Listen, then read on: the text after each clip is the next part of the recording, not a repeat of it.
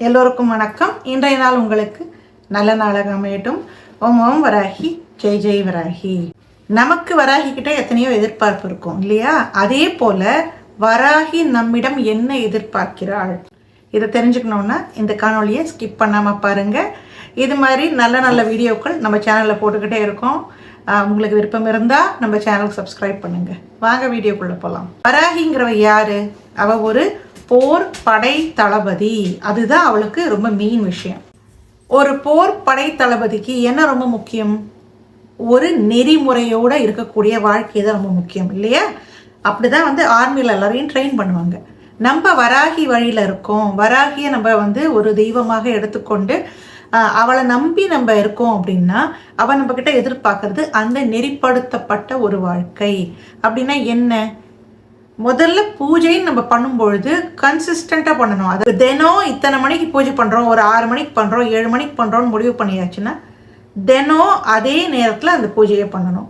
நீங்கள் ஓம் ஓம் வராகி, ஜெய் ஜெய் வராகின்னு சொல்லி 2 பூ போட்டால் கூட தப்பு கிடையாது. அதை கரெக்டான நேரத்தில் தினம் செய்ய வேண்டும். நம்ம பிரார்த்தனைகள் ரொம்ப பெருசாக இருக்குது அப்படிங்கும்பொழுது நம்ம அதுக்கு ஏற்ற அளவுக்கு அம்பாள்கிட்ட மனமுருகி பிரார்த்தனை செய்ய வேண்டும். அது எப்படி செய்யணும்? வாரம் ஒரு தடவை பண்ணுறது, பஞ்சமி பண்ணுறது, மாதம் ஒரு தடவை பண்ணுறது, அப்படி பண்ணக்கூடாது.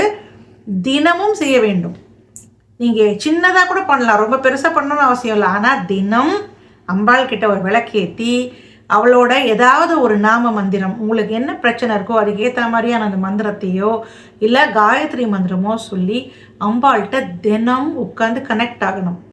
அம்பாளோட நமக்கு இருக்கக்கூடிய அந்த உறவை தினம் நாம் வலுப்படுத்தி கொண்டே செல்ல வேண்டும். அப்படி இருக்கும் பொழுதுதான் அவள் சொல்லக்கூடிய குறியீடுகள் நமக்கு புரியும், அவள் காமிக்கிற பாதை நமக்கு புரியும். இல்லைன்னா நம்ம அவள் என்ன சொல்கிறாங்கிறதே நமக்கு புரியாது.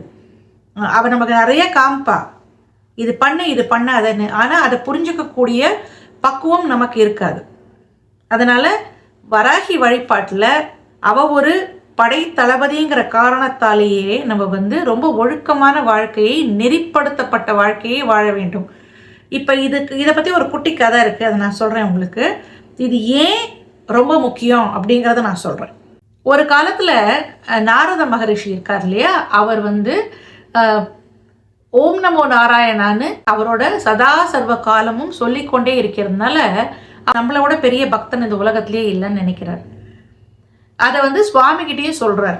அப்போ சுவாமி சிரிச்சுட்டு சொல்கிறாரு, சரி நீ தான் பெரிய பக்தனா இல்லையாங்கிறதுக்கு நான் உனக்கு ஒரு சின்ன டெஸ்ட் வைக்கிறேன். அந்த பரீட்சையில் நீ பாஸ் பண்ணிட்டேன்னா நான் ஒத்துக்கிறேன் அப்படின்னு சொல்கிறார். அது என்ன பரீட்சை சொல்லுங்கள், எதுவாக இருந்தாலும் நான் பண்ணுறேன்னு சொல்லி நாரதர் சொல்கிறார். ஒரு விளக்கு கொடுக்குறார். அந்த விளக்கு வழியே எண்ணெய் இருக்குது, அழகாக திரி போட்டு அந்த விளக்கை ஏற்றி இருக்குது. இந்த விளக்கை எடுத்துட்டு நீ இந்த உலகத்தை சுற்றி வர வேண்டும், ஆனால் ஒரு சொட்டு எண்ணெய் கூட கீழே சிந்தக்கூடாது அப்படின்னு சொல்கிறார். நாரதரும் ரொம்ப கவனமாக இந்த விளக்கை எடுத்துட்டு உலகம் ஃபுல்லாக சுற்றி முடிச்சுட்டு ஒரு சொட்டு எண்ணெய் கூட கீழே விழாமல் கரெக்டாக நாராயணன்ட்ட நிற்கிறார். பார்த்தேடா, நான் ஃபுல்லாக கரெக்டாக கொண்டு வந்துட்டேன், அப்போ நான் தானே பெரிய பக்தன்னு. அப்போ சுவாமி சொல்கிறார், அப்படியா? நீ சுற்றி வந்தபோது என்னை பற்றி எவ்வளோ தடவை நினச்சேன், எவ்வளோ தடவை ஓம் நமோ நாராயணா நீ சொன்னேன்னு கேட்குறார். அப்போ தான் நாரதருக்கு புரிஞ்சுது அவர் ஒரு தடவை கூட சொல்லவே இல்லைன்னு. சுவாமி சொல்கிறார், இங்கே பாரு, நான் உன்னை ஒரு இடத்த கூட்டின்னு போகிறேன், என் கூட வான்னு. ஒரு ஏழை விவசாயி ஒரு குடிசை வீட்டில் இருக்கார். அங்கே கூட்டின்னு போய் 2 பேரும் மறைஞ்சிருந்து அங்கே பார்க்குறாங்க. அந்த விவசாயி என்ன பண்ணுறாரு, காலம்பரை தூங்கி எழுந்த உடனே சுவாமிகிட்ட ஒரு விளக்கு ஏற்றிட்டு ஓம் நமோ நாராயணான்னு மனசார சொல்லிட்டு போயிடுறார் வேலைக்கு. திருப்பி ராத்திரி வரார். ராத்திரி வந்ததும் தூங்குறதுக்கு முன்னாடி சுவாமிகிட்ட போய் விளக்கு ஏற்றிட்டு ஓம் நமோ நாராயணான்னு சொல்லி தூங்கிடுறார். இதை தான் நடக்கிறது. இதை பார்த்த உடனே இது எதுக்கு என்னை பார்க்க சொல்கிறீங்க, இதில் என்ன பெரிய விஷயம்னு. அப்போ தான் நாராயணர் சொல்கிறார், அவருக்கு எவ்வளோ வேலை இருக்குது. ஒரு நாளைக்கு காலையில் ஒரு 3 மணிக்கு எழுந்தால் ராத்திரி 11 மணி வரைக்கும் அத்தனை வேலை பண்ணும் பொழுது கூட மறக்காமல் ஓம் நமோ நாராயணான்னு என்கிட்ட அந்த ஒரு நொடி முழு மனசோட பேசுகிறார். அது பக்தியா?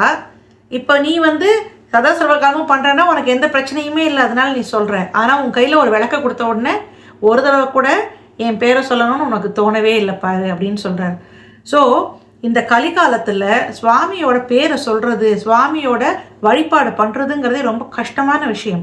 எல்லாருக்கும் எக்கச்சக்க பிரச்சனைகள் இருக்குது, வாழ்க்கையில் ஊறுபட்ட வேலைகள் இருக்குது இல்லையா? எந்திரமயமாக கூடிய இந்த யுகத்தில் சுவாமியை பற்றி நினைக்கிறதே ரொம்ப கஷ்டம். அதனால தான் வந்து வராகி மாதிரி வழிபாடுகள் வந்து இப்போ தேவைப்படுறது. அவள் வந்து ரொம்ப ஒழுக்கத்தை நமக்குள்ளே கொண்டு வருவா. நீங்கள் உங்களுக்கு இஷ்டம் இருக்கோ இல்லையோ அவள் தானாக அதை உங்களுக்கு கொண்டு வந்துடுவா. பட் இது உங்கள் எல்லாருக்கும் தெரியணுங்கிறதுக்காக நான் சொல்கிறேன். உங்கள் நாளில் என்ன பூஜை எவ்வளோ பண்ணுறீங்கிறது பிரச்சனை கிடையாது. ரொம்ப சிம்பிளாக பண்ணாலே போகிறோம். ஆனால் அம்பாளுக்கு விளக்கேற்றணும். அம்பாள்கிட்ட அம்பாளோட ஏதாவது ஒரு மந்திரம் சொல்லணும். ஓம் ஓம் வராகி ஜெய் ஜெய் வராகி சொல்லலாம். இல்லை அவளோட காயத்ரி மந்திரம் சொல்லலாம். இல்லை உங்களால் டைம் இருக்குது உங்களுக்குன்னா வராகி மாலை படிக்கலாம். ஏதோ ஒரு மந்திரம் அவளோட நாமாவை சொல்லுங்கோ. அவளுக்கு டெஃபினட்டாக விளக்கேற்றுங்கோ. உட்காந்து அம்பாள்கிட்ட ஒரு 5 நிமிஷம் பிரார்த்தனை பண்ணுங்கோ. இதை வந்து ஸ்கிப் பண்ணாமல் பண்ணணும். எல்லா நாளும் பண்ணணும். பெண்கள் இப்போ கேட்பீங்க, இந்த 3 நாட்கள் நாங்கள் என்ன பண்ணுறதுன்னு இல்லையா? இது எல்லாருக்கும் வரக்கூடிய பிரச்சனை தானே. இந்த மாதவிடாய் காலத்திலும் நீங்கள் அம்பாளை பிரார்த்தனை செய்யலாம். எப்படி செய்யலாம்? அதுக்கு பேர் தான் மானசீக பூஜை. உங்கள் மனசுக்குள்ள நீங்கள் எப்படி நார்மலாக பண்ணுவீங்களோ பூஜை, அதையே மனசுக்குள்ளே பண்ணுற மாதிரி நினைக்கலாம். இப்போ நம்ம எக்ஸாம்க்கெலாம் படிக்கும்போது மனசுக்குள்ளே எல்லாத்தையும் ஓட்டி பார்ப்போம் இல்லையா? இப்போ பண்ணோம், இதுக்கு முதல்ல சால்வ் பண்ணோம், அப்புறம் அதை சால்வ் பண்ணோம்லாம் நினைப்போம் இல்லையா? மேத்தெல்லாம் போடும்போது கெமிஸ்ட்ரினா எக்ஸ்பெரிமெண்ட் என்னென்ன ஸ்டெப்பு வருதுன்னு நினைப்போம்ல.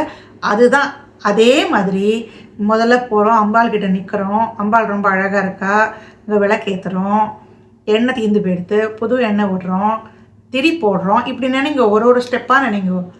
நம்ம வந்து நெருப்பை பற்ற வச்சு அந்த திரியை ஏற்றுறோம். அப்புறம் அம்பாள்கிட்ட என்ன மந்திரம் சொல்லுவோமோ தாராளமாக நீங்கள் மனசுக்குள்ளே சொல்லலாம். இதில் ஒரு தீண்டலும் கிடையாது. ஏன்னா மனசு ஆன்மாக்கு தீண்டலே கிடையாது. இந்த பஞ்சபூதங்களால் ஆன உடம்புக்கு வேணால் நம்ம சொல்லலாம் சுத்தம் இருக்குது அசுத்தம் இருக்குன்னு. ஆன்மாக்கும் மனசுக்கும் என்ன தீண்டல், பெரிய தீண்டல்னா மற்றவரை வஞ்சிக்கக்கூடிய எண்ணங்கள், தீய பழக்கங்கள், அதெல்லாம் தான் ஆன்மாவுக்கு கேடு விளைவிக்கக்கூடியது. அம்பாள் பேரை சொல்கிறதுக்கு என்றைக்குமே தடை கிடையாது. எந்த ஒரு சூழ்நிலையிலையும் இது தாராளமாக நீங்கள் சொல்லலாம். அதனால் உடம்பு சரியாதவங்க, பெட்டில் இருக்கீங்க, எழுந்து போய் பூஜை பண்ண முடியாது, வயசானவங்க, உங்களால் ஒரு நேரத்தில் எழுந்து பண்ண முடியலன்னா எப்படி எங்கே இருக்கீங்களோ அப்படியே இந்த மனசால பூஜை செய்யலாம். தப்பே கிடையாது. மனசால பண்ணக்கூடிய பூஜைக்கும் அதே பலன் உண்டு. அதனால் எந்த ஒரு காரணமும் கொடுக்காமல் எல்லா நாளும் அம்பாள்கிட்ட ஒரு 5 நிமிஷம் ஸ்பெண்ட் பண்ணணும் அப்படிங்கிற ஒரு உறுதிமொழியை எடுத்துக்கொள்ளுங்கள். அதை தான் வந்து உங்ககிட்ட அவள் எதிர்பார்ப்பாள். ஏன்னா அவள் ஒரு படை தளபதி இல்லையா? அதனால் அந்த மாதிரி பண்ணுங்கோ. நிச்சயமாக அவள் உங்களோட பேச ஆரம்பிப்பாள். அதனால் ட்ரை பண்ணிவிட்டு சொல்லுங்கோ. இதை யாரெல்லாம் நிச்சயமாக பண்ண போகிறீங்கிறத கமெண்ட்டில் சொல்லுங்கள். இந்த மாதிரி காணொளிகள் உங்களுக்கு பிடிச்சிருந்ததுன்னா இந்த காணொளிக்கு ஒரு லைக் போடுங்க. நம்ம வந்து பிரார்த்தனை சரியாக எப்படி செய்யணும்னு சொல்லி ஒரு காணொளி போட்டிருக்கோம். பிரார்த்தனையில் என்ன கேட்கணும் அம்பாள்கிட்ட அப்படின்னு ஒரு காணொளி போட்டிருக்கோம். கண்டிப்பாக ரெண்டையுமே பாருங்கள். இந்த மாதிரி பிரார்த்தனைகள் செய்யறதுக்கு நிச்சயமாக உங்களுக்கு அது உபயோகமாக இருக்கும்னு நான் நம்புகிறேன். நம்ம சேனலுக்கு மறக்காமல் சப்ஸ்கிரைப் பண்ணுங்கள். இன்னொரு காணொளியில் கூடிய விரைவில் சந்திப்போம். ஓம் வராகி, ஜெய் வராகி.